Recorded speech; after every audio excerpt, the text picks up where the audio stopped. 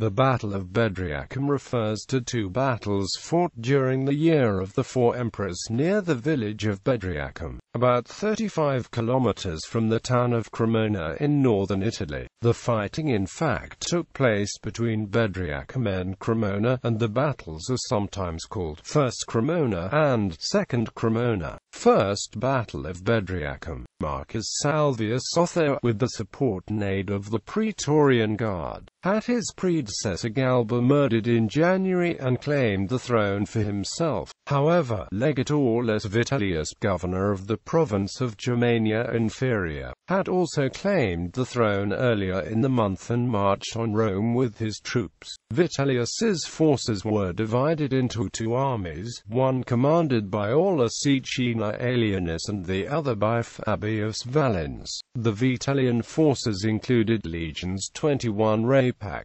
Vialordi and powerful vexellations from all the other legions stationed on the Rhine, together with a strong force of Batavian auxiliaries, a force of around 70,000 in total. The forces commanded by Caecina crossed the Alps by the Great St. Bernard Pass to reach northern Italy. They attacked Placentia but were repulsed by the Auvergnan garrison and fell back on Cremona to await the arrival of Valens' army. Otho left Rome on the March 14th, and marched north to meet the challenge, leaving his brother Titianus in charge of Rome. He made his base at Brixellum. His forces included legions Iadiatrix, 13 Gemina, a forward detachment of 14 Gemina, the Praetorian Guard and a force of gladiators. His general staff included generals such as Gaius Suetonius Paulinus, who, as governor of Britain, had defeated Boudicca 8 years before. But Otho decided to call his brother Titianus from Rome to act as his commander-in-chief. Before Titianus arrived, one engagement had already been fought.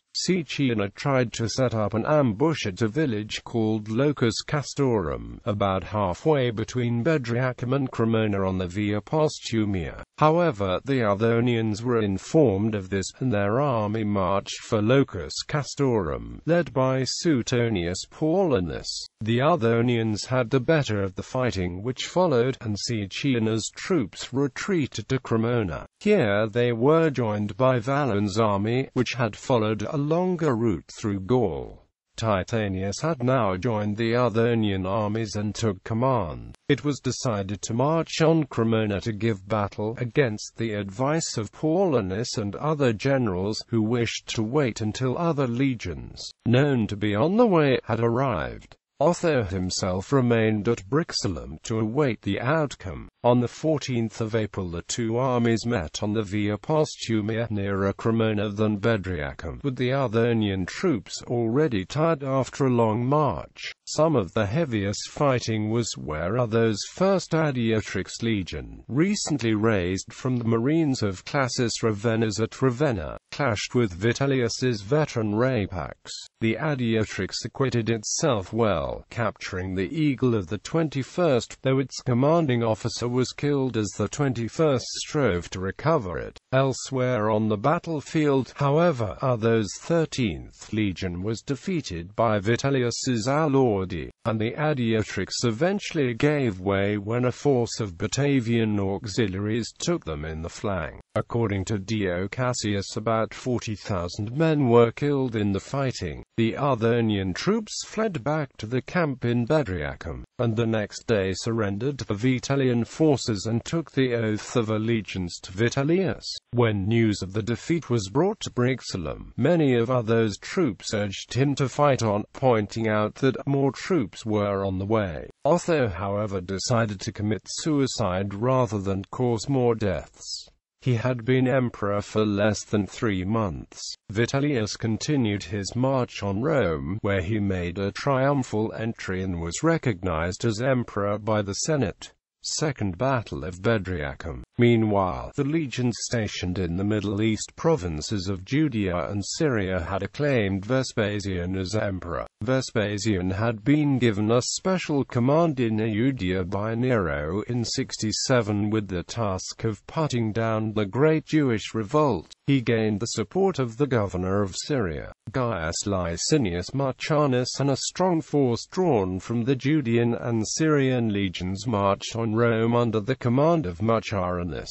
Before the eastern legions could reach Rome, the Danubian legions of the provinces of Rhaetia and Moesia also acclaimed Vespasian as emperor in August. 3 of these legions, 3 Gallica, 8 Augusta and 7 Claudia, had been on the way to support Otho when they heard of his defeat at the First Battle of Bedriacum. They had been made to swear allegiance to Vitellius, but when they heard of Vespasian's bid for power they switched the support to him. They persuaded the other 2 legions, 7 Galbiana and 13 Gemina, to join them, which the 13 Gemina did all the more readily as they were one of the legions which had been defeated at First Bedriacum, and had been made to build amphitheatres for Valens and Caecina as punishment. Led by the commanding officer of the 7th Galbiana, Marcus Antonius Primus, they marched on Rome, and having a shorter distance to march reached Italy before Marcianus's troops. When Vitellius heard of Antonius's approach, he dispatched Caecina with a powerful army composed of 21 Rapax,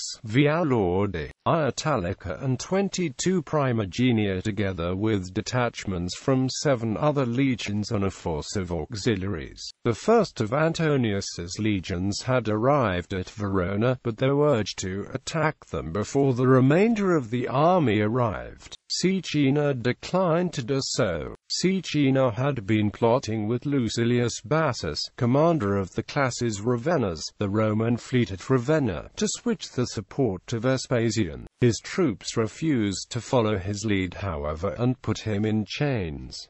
The Valens, who had been delayed by illness, had by now set out from Rome. Caecina's army, now without their general, advanced on Cremona. Antonius was now based at Bedriacum, and advanced towards Cremona with a force of cavalry. They encountered the vanguard of the Vitellian army between Bedriacum and Cremona on the 24th of October, and a battle followed, with Antonius sending back to Bedriacum for the legions. Antonius's troops had the better of the fighting, and the Vitellian troops retreated to the camp outside Cremona. Antonius's forces advanced along the Via Postumia towards Cremona. They were opposed by a powerful Vitellian army, who had been reinforced by other legions including Legion IV Macedonica, but were still without commander as Valens had not yet arrived. By now night had fallen and the battle continued through the hours of darkness. The 7th Galbiana, Antonius's own legion, suffered heavy casualties and lost its eagle for a while, though one of its centurions later sacrificed his own life to win it back. Eventually Antonius's forces began to gain the upper hand, and the turning point came when dawn broke. Antonius's 3rd Gallica had served in Syria for many years, and while they had adopted a local custom, as the sun rose they turned to the east to salute it, and this was misinterpreted by the Vitellian forces, who thought that they were greeting reinforcements from the east and lost heart. The Vitellian forces were driven back into the camp, which was taken by Antonius's forces. Antonius then attacked Cremona itself, which surrendered.